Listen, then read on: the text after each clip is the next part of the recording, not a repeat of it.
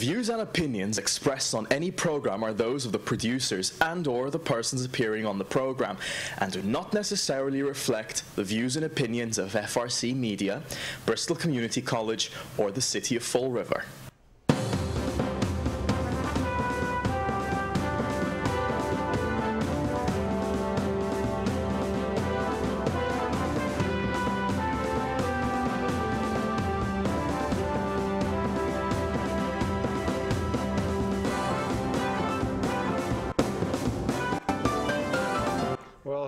Welcome to Spindle City Straight Talk. I'm Chip. And I'm CJ. And I'm Carlos. There we go. And we're ready to go.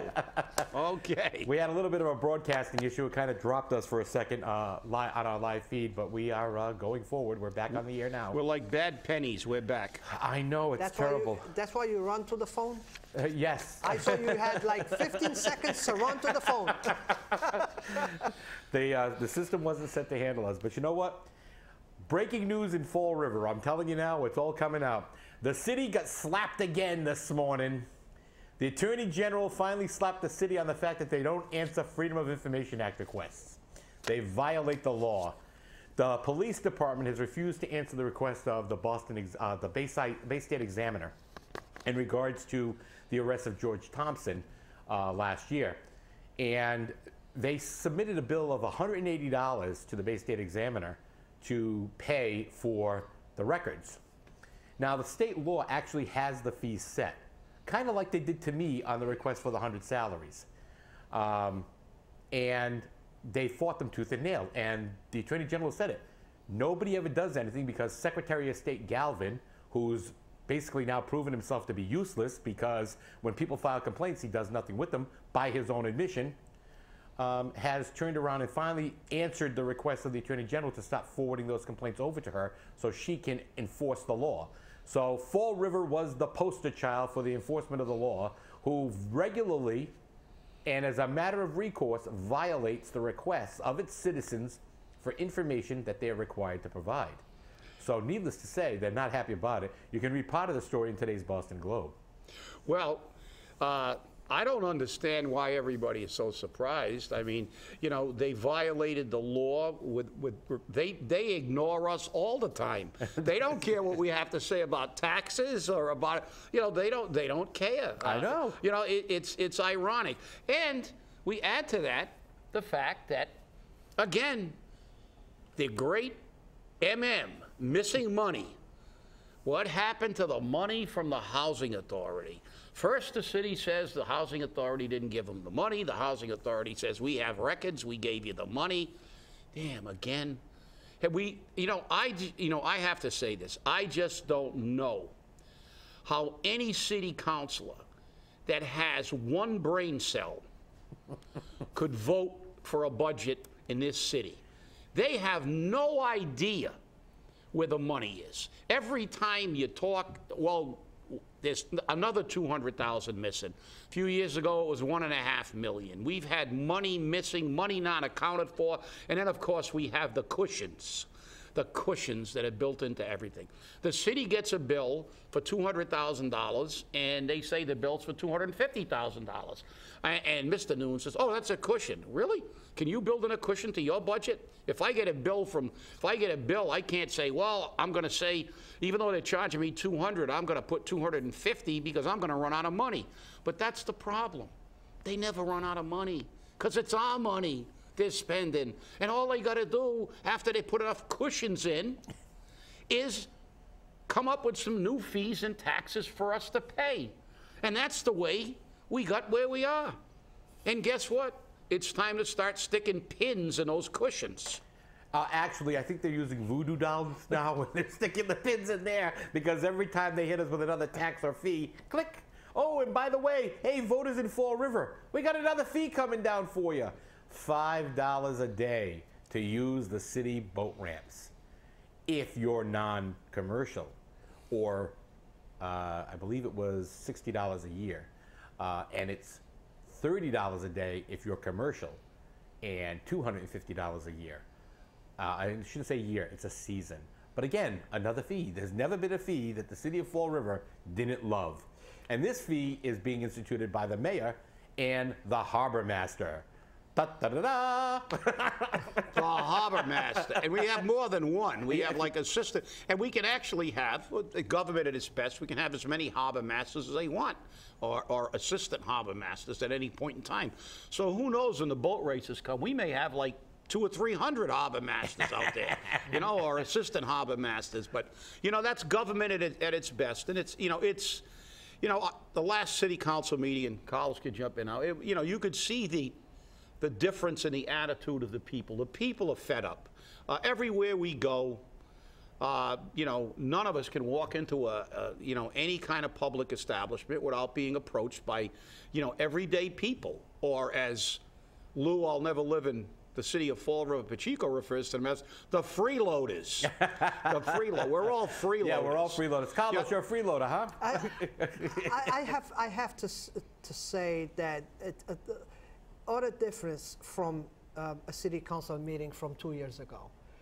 Not just on the part of the citizens, but the citizens now are asking more questions, and that makes the administrators to dig deeper into accounts and monies that are set up in accounts. Like the perfect example last Tuesday, that we found out that we had money in one account that's supposed to go to one thing, and now they're taking it out of there just to pay the pay raises and all of that. So all that's coming out now that if the people of Fall River would never get involved with, we would never find out those accounts. That's why 2 years ago, in a weekend, the Flanagan administration funded $6 million.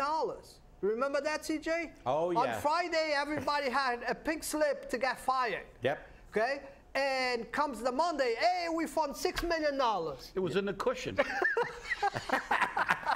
They stuffed a cushion with it. That's what they did. This is the sad part about the Fall River budgeting process. And the worst part about it is, and the city councils have admitted it publicly, they just take what's presented to them as fact, as absolute fact.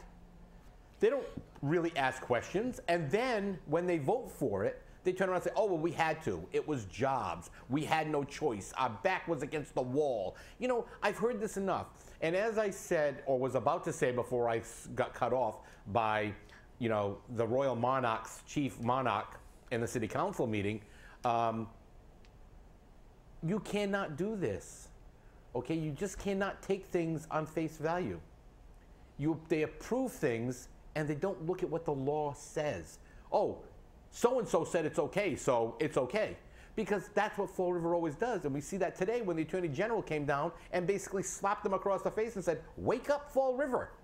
Okay, it's time for Fall River to get their head out of their ass and really do something to make a significant change.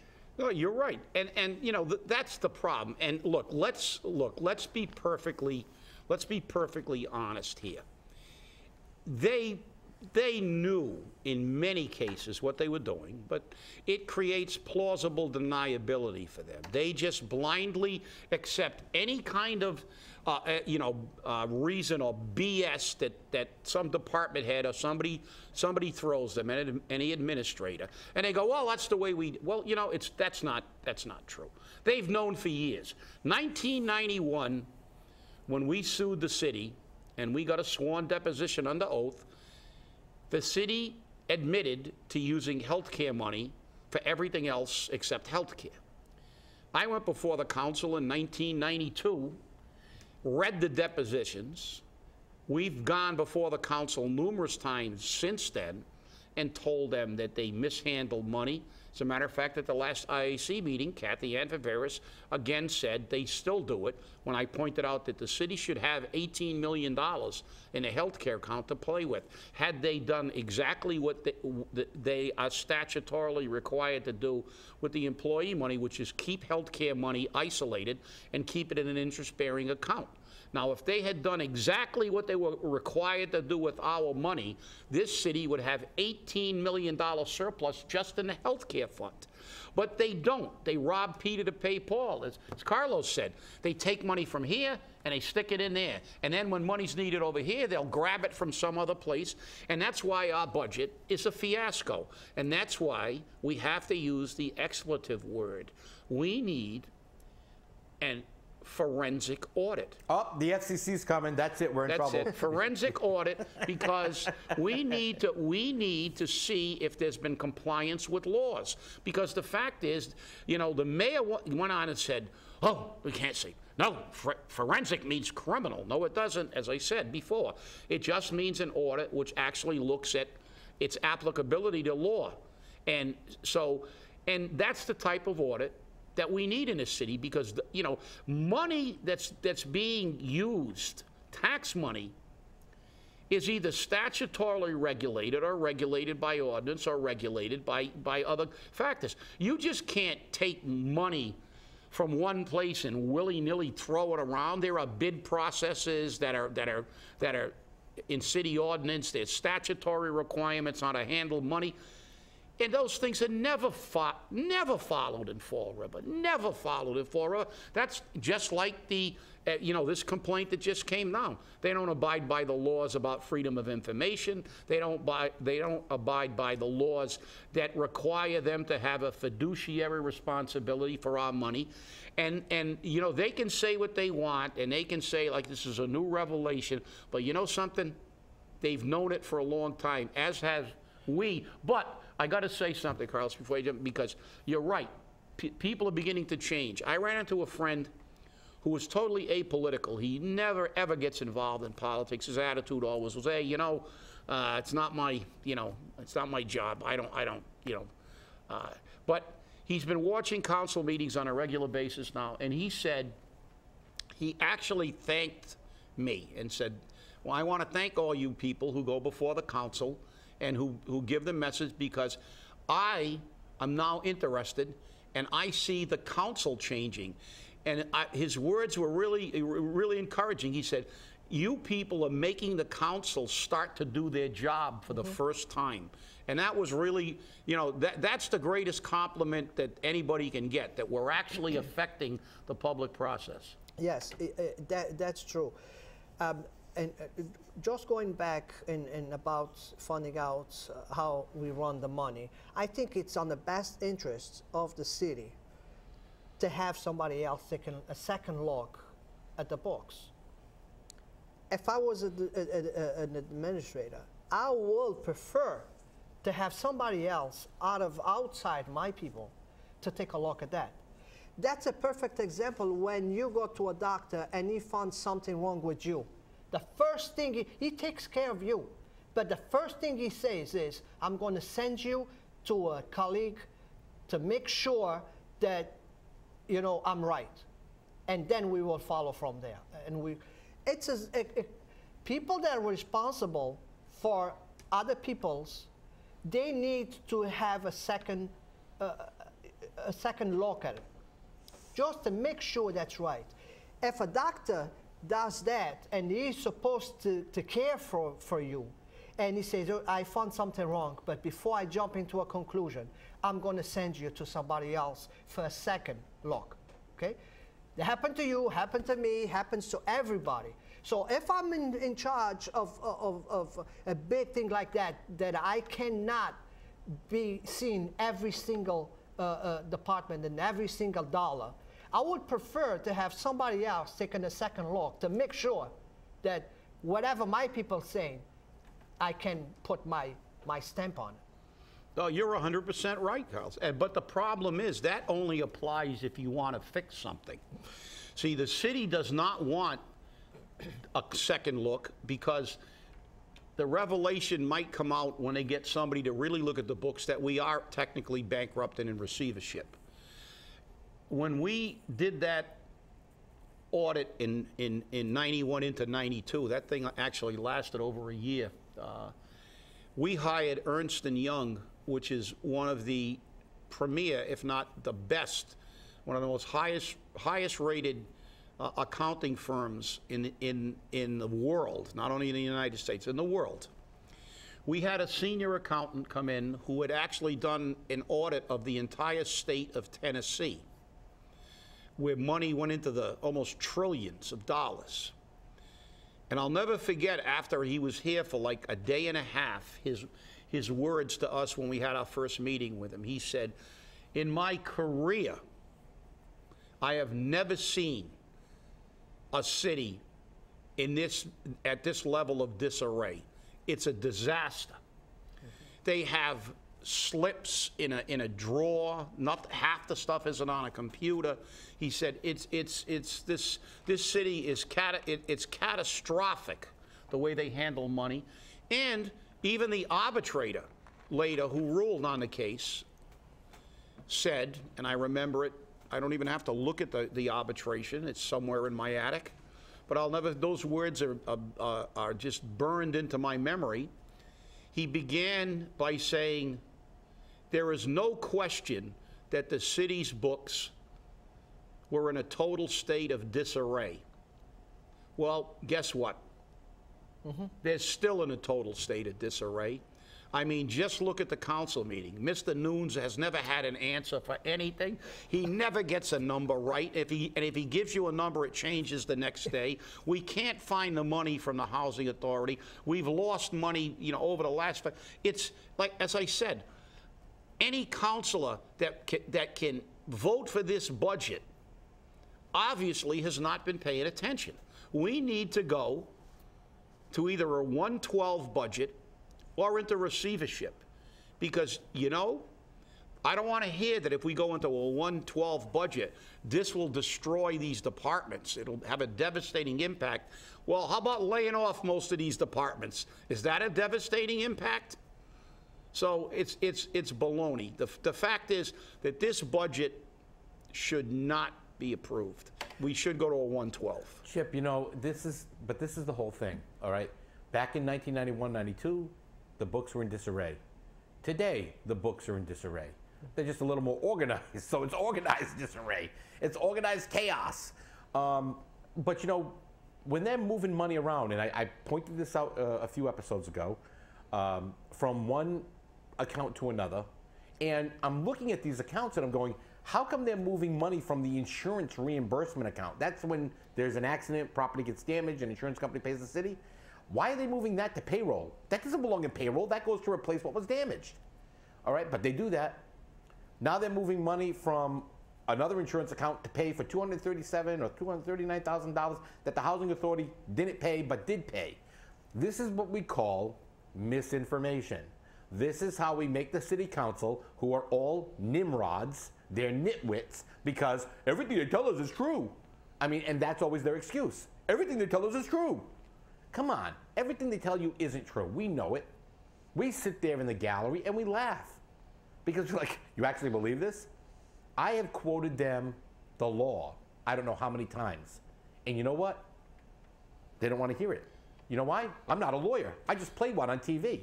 So, it just gets to be so frustrating. And then you get people in the community which come out and vilify you, they attack you, and they say, well, why don't you run for office? Oh, wait, you have and you didn't get elected. If you have all the solutions, why don't you give them? I do give the solutions. You may not like them, and that's okay, but at least I give them to you. I send emails to the city council on a regular basis. I've actually started to cut that back because, you know what? They don't even acknowledge them anymore. They do not even acknowledge them anymore. We've taken money out of our own pockets. We've done research. We've hired people to look at things, and you know what? City doesn't care, because the city doesn't care about you, the voter, you, the taxpayer. The city doesn't care about you. They just care about your checkbook and your wallet, so they can reach into it and take more money out of it. That's what we have in Fall River. Well, by definition, government is mismanagement. I mean, the bigger the government, the more the mismanagement, and that's what we have here today. It's but people are beginning to pay attention, and hopefully we can begin to put people out of office and put people in who are going to listen, pay attention, do the job, and listen to people. I mean, I remember the time that the former corporation council was up talking about Dominion, and they were talking about how they couldn't, you know, they couldn't find the suit or the court decision, and CJ pulled it up on his phone in about 3 seconds. Exactly. And we were reading the decision in the audience that she was saying she couldn't get, and she's supposed to be an attorney. Well, that's one of the problems. You know what they do? Government inundates you with BS to convince you that they're right. They're as wrong as they were when we had one auditor. Now we got an auditor and 2 assistant auditors and 4, and every department has extra people now. I remember when you had one assessor, not an assessor and an assistant assessor and an assistant to the assistant assessor. Now we have the treasurer with assistants, and we have, you know, the auditors, and they bring these you know, platoons of people down and to give you misinformation.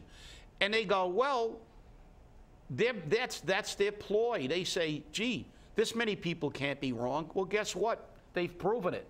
We can't find anything in this city. I mean, Jesus, the city's in financial trouble. You think somebody might have figured out where that $235,000 from the housing authority, when they got a check and they're supposed to be, you know, we're supposed to be in financial difficulty. We have fiscal issues, and you get a check for almost $250,000, and then they forgot they got it.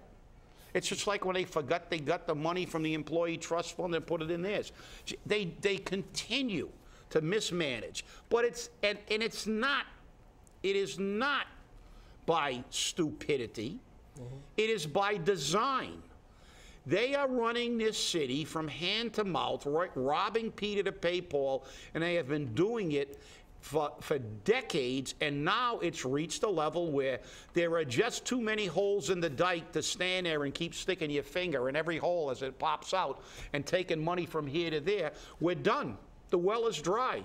And now they're going to, you know, they're going to finish off what little this city has left. They're going to destroy people's pensions and make them lose their houses with a total disregard for their fiduciary responsibility. And that's what everybody is failing to get, especially the council. I don't want to hear the excuses anymore. I'm going to file with the attorney or anybody I can, because they have a fiduciary responsibility to the taxpayers of this city to invest their money wisely. We pay. We should get to choose what that money is used for. As I said in front of the council, you know, they keep saying we got to run this like a business. What business do you go to that you don't get what you ask for? The guy's not going to be a business. If you go into an ice cream shop and say, I want chocolate, and they say, hey, tough crap, you're going to get vanilla. You're going to go, okay, see you later. I'm going to the next shop. But this city says, oh, you want police and fire? Ha, to hell with you. We're going to hire somebody from out of town while we're laying off and put them in some office. I heard a story from a City Hall employee that a girl who's worked in City Hall for a long time applied for a job. She had 6 interviews because every time Sam had to go somewhere, and that's, I don't know whether it was to tuck his daughter in or he wanted to go to the spaceship to the moon or something. He had a space shuttle to the moon. But she had 6 different interviews, which he kept leaving before he could complete the interview.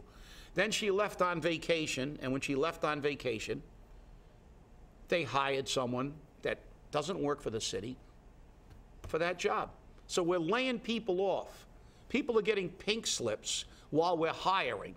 People are getting pink slips while we're giving out pay raises. You know, something's wrong with this picture, and they are violating their fiduciary responsibility. Every single one of them, the mayor, the city council, and every single one of them, they are not doing what they were elected to do, and that is give us a responsive and prudent government.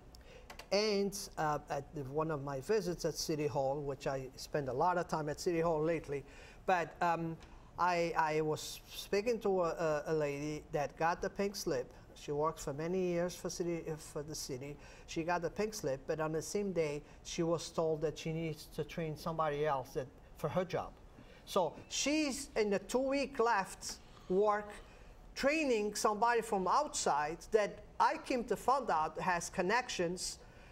That's why she got the job. She's family of somebody that's closer to the mayor, and she got the job. And this is a surprise to you? No, it's not. Oh, That's why. That's why I'm like, I was going to say, Carlos, you're looking kind of surprised. At this point, nothing surprises me. Yep, the only thing that I'm getting surprised every 2 weeks is they're going to have to add seats at the city council soon because we're running out of seats. Oh, no, we can't do that. We had to take seats away because Pat Casey felt threatened. So we had to move seats away from both sides because city councils couldn't sit there because Joe Camara, His Royal Highness of the Royal Monarchs of Fall River, decided that, hey, you know what? Can't put those seats there because a city councilor feels uncomfortable. We're going to deny the people their rights to be there. Yeah. You know, but hey, whatever. No, you're right. But it's, I mean, I feel threatened. I feel threatened that I'm never going to have a dime because they're going to take all my money in fees and taxes. So we all feel threatened. But and threatening about losing those 3 minutes. But yeah, threatening to lose the 3 minutes. And, we're the government. But you know what bothers me, Carlos? You're right. I mean, as someone who fought for jobs as a union head for years, as someone who understands people put in 20, 30 years in a job, and I think it is despicable that they're looking at raising the taxes and laying off people while look, everybody knows people get political jobs. But the fact is, I'm sorry, not when people are going out the door, not when you're asking the taxpayers to pay more for less. You don't give out pay raises during that period. That is despicable, it's reprehensible, and they should be ashamed. And it shows a total arrogance on the part of this administration to basically say, I'm giving you all the finger. I'm going to raise your taxes, raise your fees, throw people out that have worked for this city for years, and I'm going to hire any damn buddy I want. So that's why I'm going to do everything I can to get them out of there in November. We live in a world that we want transparency, okay? We live in a world where our mayor says everything will be transparent. The only thing that's transparent is the mayor isn't there. We don't know who is running the city. And if the mayor is not there, and let's be real, he has already turned around and said, I believe you were present, Carlos, when he said it, I did not authorize any pay raises in the budget. Did he not say that? Yes. He was very much unaware of any pay raises in the budget, correct? Yes. So he's saying this. He's the man presenting the budget. He's giving it to the city council saying, this is my budget, and he doesn't know what's in it. Wait, but where's my lawyer? Yeah. You're asking me questions. I need a lawyer. Go to the 6th floor. Oh, wait, you won't find him there. But, this is what happens. This is what happens. And the people sit there and they feed on this pablum. They follow along like lemmings, and as they all fall off the cliff, they all just keep going. Well, guess what? Chip said the other day, we're the can that's the end of the cliff and we might be falling off. Chip, we fell. We're falling fast. Well, I'll tell you what, we're out and about in the community a lot, and Carlos can speak to this too. I mean, I haven't seen anybody who's happy about the direction the city's going into in a very, very long time.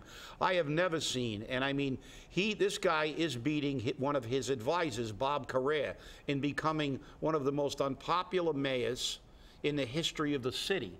And he's done this in time. And, you're right. There is transparency in the mayor's office because you can look, and he's invisible.